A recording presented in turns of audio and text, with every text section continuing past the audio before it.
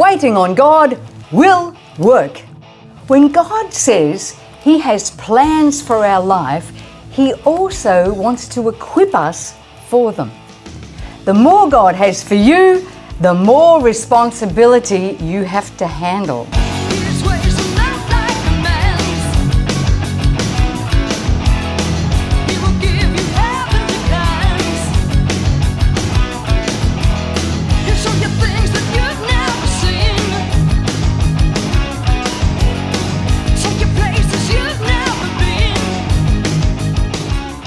If you are not fully equipped for what He has for you, it will at some point cause frustration.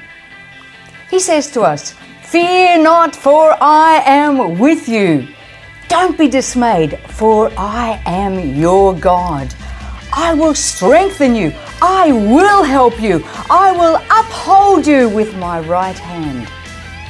Don't fear. He will strengthen you to move upward and forward in Him.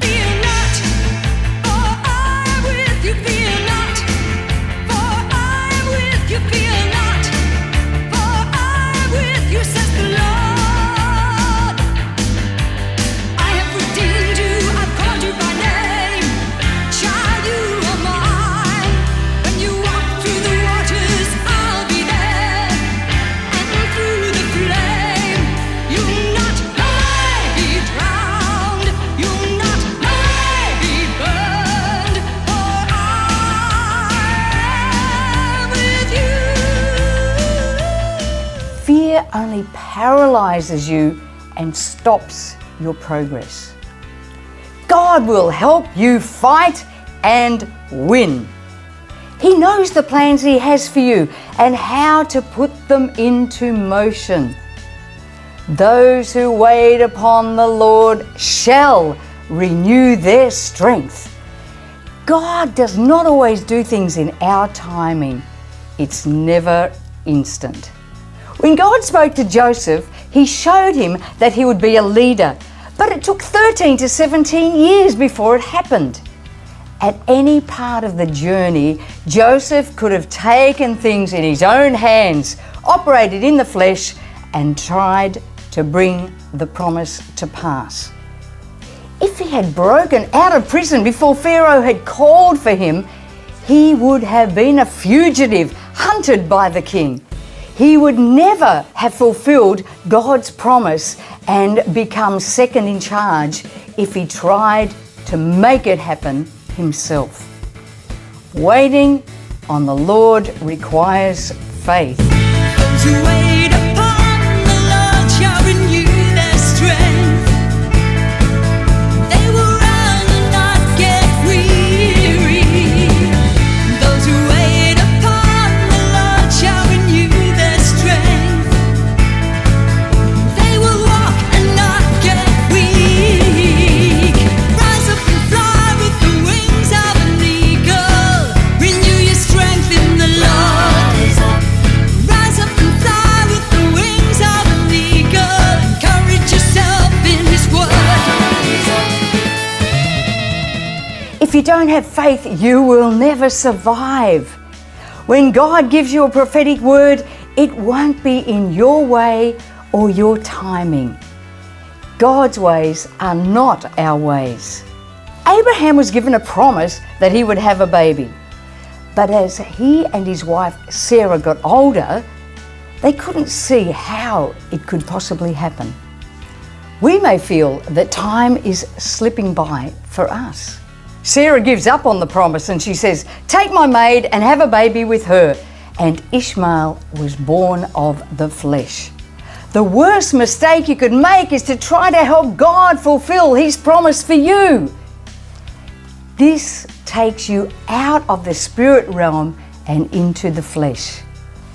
When Abraham didn't wait for God's promise, it loosed an enemy on the earth that would forever harass and try to destroy what God was going to birth.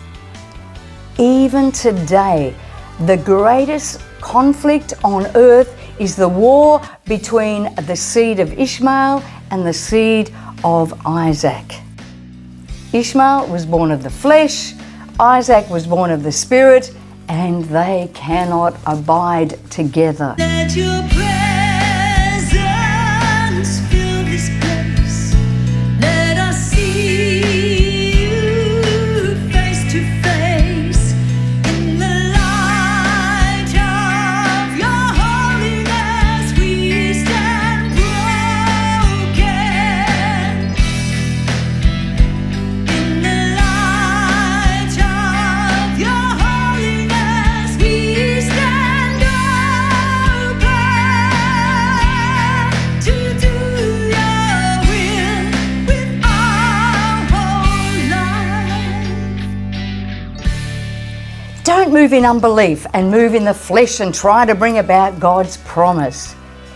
If you birth an Ishmael in the flesh, it will harass what God wants to do in your spirit in the future.